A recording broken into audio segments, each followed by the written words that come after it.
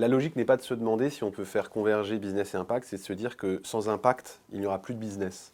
On voit bien que d'un point de vue social et environnemental, en réalité, l'impact est nécessaire, est une condition de survie du système.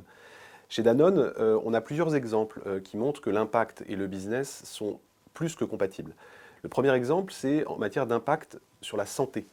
Danone a un portefeuille qui aujourd'hui est considéré à 90% comme healthy. Ce n'est pas nous qui le disons, c'est Nutri-Score par exemple qui classe en A et B 90% de nos produits. Et ça, c'est une opportunité de business puisque les consommateurs le demandent. Deuxième exemple, en matière d'agriculture et de pratiques agricoles. Nous savons aujourd'hui qu'il y a de plus en plus de pourcentages de sols qui sont en situation d'érosion. Donc il y a une impasse dans le modèle d'agriculture intensive. Développer une agriculture régénératrice, développer le bio, en réalité, ça correspond à la fois à une nécessité de continuité de l'activité, mais ça correspond aussi à une demande des consommateurs.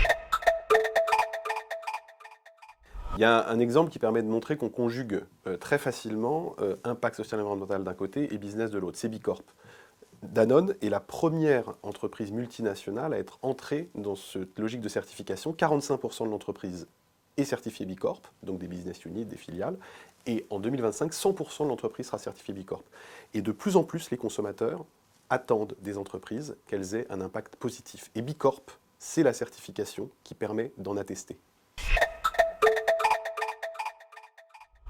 En fait, nous, on a une vision qui est One Planet, One Health, qui fait dépendre la santé de la planète de la santé des hommes et des femmes, et vice-versa.